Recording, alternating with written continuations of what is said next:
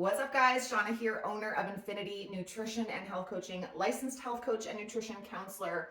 And if you are somebody who is consistent with their workouts, whether that be 2, 3, 4+ times a week, but you're just not seeing those results, that's what we're talking about today. So I'm going to be taking you through why that might be, along with some practical solutions you can apply to push through that plateau. Stick with me. Okay, so first and foremost, when I'm talking about consistency, yes, I'm talking about, ideally 3, 4 times a week that you're working hard at the gym or wherever you exercise. But if you're somebody who is, committed to a 4-week program and at the end of 4 weeks, you're like, oh, I barely saw any change at all. Well, the thing is results take time. So you need to give yourself more time than a few weeks and you need to be patient. Trust the process, but the reality is results will come if you are consistent as long as you stick with it. So give yourself at least, 3, 4+ months before you set any expectations on, significant change, especially visible change. But all that to say is if you are, very consistent with your workouts, you've been doing this for, quite a while and you're still like, what's going on? I'm not seeing the results. I'm not quite happy with where I'm at. I'm going to share with you some reasons why that might be. Okay, I got my trusty board here, so follow along. I am going to break this down into 3 main categories because you may be looking at fitness and what you're doing or not doing in terms of your workouts, but you also need to look at the bigger picture and take a holistic approach because oftentimes a lack of results might not be stemming from what you're doing or not doing at the gym, and it might actually come from your eating habits or your general wellness habits like sleep and stress. I'm going to touch on that, but we will start with fitness. 2 key components with your workout plan. So are you training in accordance with the goals you're trying to achieve? This is the principle specificity. So you need to make sure that you're doing the right thing and you're maximizing your workouts based around your goals. For example, if you're doing all this cardio, but you're trying to get lean and strong, you're doing the wrong thing. If you are exhausting yourself with high intensity interval training, like boot camp style workouts, but you're trying to gain muscle, you're doing the wrong thing. So you need to make sure what you're doing makes sense. If you are not sure what that looks like, then there are professionals such as us at Infinity that can help you design a plan that's going to maximize your results and the time that you spend in the gym or wherever you work out. Okay, so that's number 1. Number 2 around fitness is the principle of progressive overloading. This is key. I drill into this day in and day out because I do believe that this is the difference between someone staying at a plateau and being able to move forward. So progressive overloading, this is about the intensity. And this is about understanding that our bodies adapt very quickly and are very resilient. So we need to constantly be finding new ways to intentionally put stress on the body.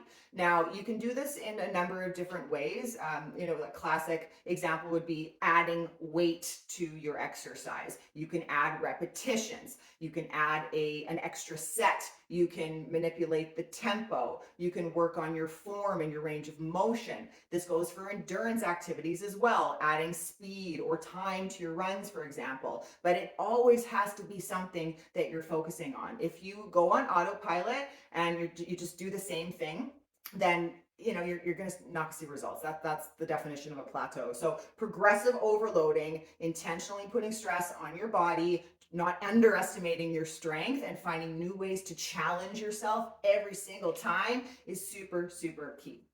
Okay, so if you are consistent, you are training in accordance with your goals, and you are seriously pushing yourself and challenging yourself properly, then let's move on to the next category, being nutrition. So there's 2 key things I'd want you to look at around nutrition. One is energy input. Okay, so that means how many calories are you consuming in a day, and does it line up with your goals? Now, you could be developing a lot of muscle, but if you're not eating in a slight calorie deficit and you're holding on to excess body fat, it's going to be really difficult to see that visual change and to see that progress. So your calories and your energy that you take in a day has got to make sense. So I usually recommend, if you're trying to lose a little bit of body fat while putting on some muscle, slight calorie deficit. So, eating under like 200, 300 calories underneath your active metabolic rate is ideal. Now, here's a quick tip for you. If you want to know what your number is, just go onto Google and Google TDEE calculator.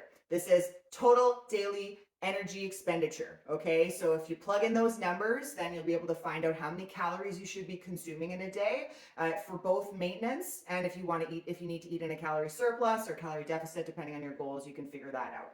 Okay, so once you got your energy requirements in check, you want to also make sure you're getting enough protein because protein is the most important macronutrient. This is what's going to help you repair, recover, rejuvenate, and really help your performance and your results overall. So if you're working your ass off in the gym, but your protein's falling short, you're really doing yourself a disservice here. So ideal protein intake for the average person, I always recommend, if you can aim to consume 1 gram of protein per pound of desired body weight, that is ideal. If you want a benchmark standard for women, I say try to get at least 100 grams a day.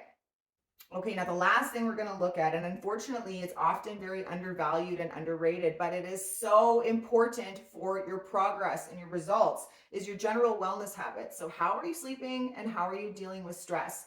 Yes, it matters. Sleep is when we do most of the repair and the recovery and the rejuvenation so we can move forward efficiently. So if you're falling short on sleep, you're going to fall short on results. Not to mention, if you're not getting enough sleep and you're exhausted all the time, that's going to affect your performance and your motivation to stay consistent. So make sure you're striving for 7 to 9 hours of sleep and assess your bedtime routine and make sure that you are sleeping in an optimal environment and do the things you can control to make sure you're getting really, really good rest overnight.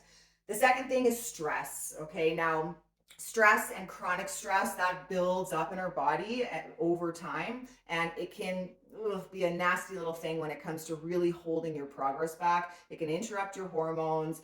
It can leave you susceptible to holding on to more body fat. There's a whole bunch of reasons. And with stress, a lot of us, including myself, we cope with stress with food. So sometimes it's hard to manage our eating habits when we're always stressed out. So what are you doing to deal with stress in a healthy way? There are a lot of tools and strategies that you can implement in your life to improve in that area and to manage stress well.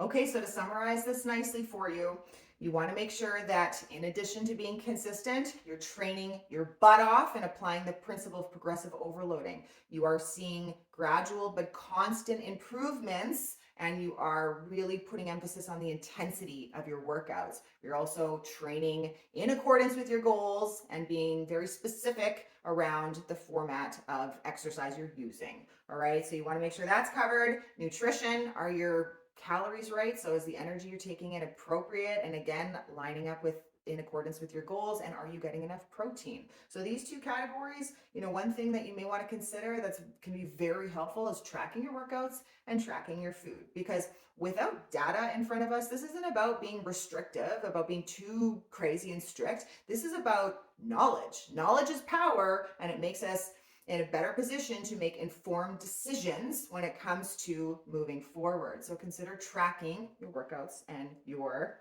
nutrition. All right, and lastly, stress and sleep. How are those areas of your life? What are you doing to manage it? So out of all the things I just mentioned, I want you to reflect on, am I checking all these boxes? 100%. And likely the answer is, there's some areas where I can improve. So that is your homework for today. And again, just be patient because results take time. Trust the process and control the controllable. There's a lot of things you can do to influence those results. I hope you found this video useful. I hope that you had some takeaways that you can turn into action when it comes to gradual habit changes that make up big picture results so you can live a longer, better life. For more information on how we can help you achieve that, if you need some help, please visit winnipeghealthcoaching.com to find out why Infinity Nutrition and Health Coaching is the #1 female-owned health coaching company in Winnipeg. Thanks so much for tuning in. Have a great day.